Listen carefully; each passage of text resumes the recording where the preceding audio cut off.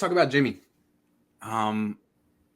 He just won, got a lot of praise. I waited a day, and then I said, hey, isn't it fair to say that this was the exact same performance that everyone hated from Tennessee? And everyone was like, shut up! He won!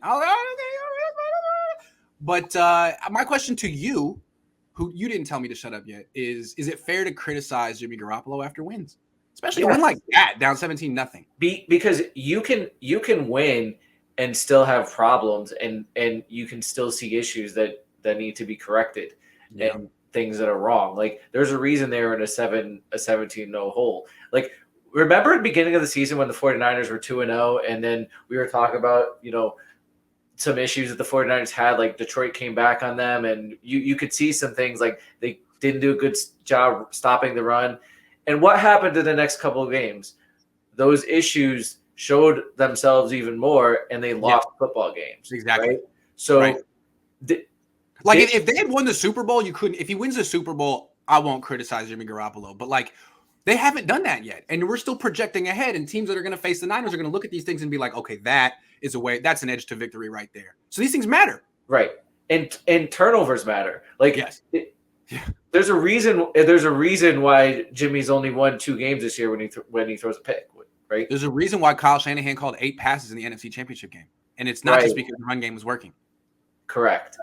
So if they played that game 5 times and were in a 17-0 hole, they probably would have only won it once. If they played it 10 times in the 17-0 hole, they probably would have only won it once or twice. But to me, I mean, what's so remarkable about, and this is going to go into the maturation in a minute of Kyle. The way they got out of the 17-0 hole was not throwing the ball. They ran the ball first. Yes, exactly. They could have been like, "Hey, man, Jimmy, we need you." Damn, this wasn't in the game plan to be down 17-0, but it's like right before halftime. We need you to just in the third quarter down. Like they could have gone at halftime down 17-3 and said, "Okay, the plan now is to go bombs away." They didn't do that, and really, that's amazing. They looked at Debo and Elijah Mitchell and said, "We need you," and they came through. And they came through. And so Jimmy Garoppolo came through when at the end, as he has about 4 or 5 times this year, and that's great. But the whole team put him in that position to do that after he put the team in a hole. So yeah, it's fair to criticize Jimmy Garoppolo after wins, but I do think it's important to put it in context. Like he probably took too much heat after the Tennessee loss. Now, you commit 2 turnovers in a game, you pretty much need to take the heat, especially if you lose.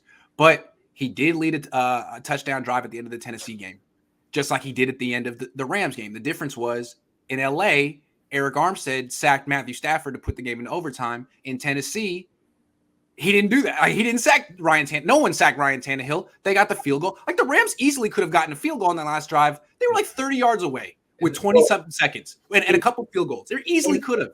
In Tennessee, nobody covered A.J. Brown. Right. No, that's right. So really, Jimmy, I mean, he kind of does the same stuff all the time, and I think it's fair to just point out that he does some good stuff and he does some bad stuff, and a lot of times it evens out. But you can't just focus on, I guess, one or the other. You got to put it all out there. It's all part of it, right? And it's to me, what's interesting is Tennessee. He has X performance in Tennessee. They lose. Everyone hates him. He has the same performance against the Rams. Niners win. Everyone loves him. It's well, that's the issue we're trying to talk about. We need to actually evaluate these performances independent of what the team result was. And that's what we're judging. Usually his picks, the 2, directly correlate to points or loss of points. They either result in points for the other team or you're about to score and they take away your points. Okay. So his second, we're going to move on, but his second pick in LA, okay? They're at the 22. They're in field goal range. Throws a pick in the end zone to a triple covered George Kittle. So you just took 3 points off the board. Then the Rams on the ensuing drive score a touchdown. So that's at least a 10-point swing, maybe a 14-point swing. So the Niners are down 7 points at the end, and then Jimmy Garoppolo leads the drive to tie the game. That wasn't tied because of him. So it's what a hero. What a freaking hero. Wow. Right. And momentum, I think watch it. Momentum matters in football. Momentum and turnovers are momentum killers and momentum starters. So when did Tennessee start coming back? When the interception happened. When did When did LA Rams start to make a little run? When the intercept happened. So, like those, you got like that's why. Here's why the Niners beat the Rams, because when the Rams went up 17-0, they couldn't seal the deal with their run game. They have no run game. And then there was one play that's going to go overlooked because it was in second quarter. But to me, this was the turning point of the season for the Niners. 3rd and 1, right before halftime, the Rams go empty formation. The Niners in 3rd and 1 would have just done quarterback sneak, right? That's a better call. The empty formation, you don't even have a run threat on 3rd and 1 because they know their run game sucks. What happens? Do you remember? Sack. Yeah. Sack. And so that set up the Niners' ability to get a field goal before halftime. What if they do a quarterback sneak on 3rd and 1, get the first down, drive down the field, get a field goal, or a touchdown? That game is over. But no, they didn't have a freaking run game. So they're frauds. They can't hold a lead. That's why the Niners were able to get back in the game.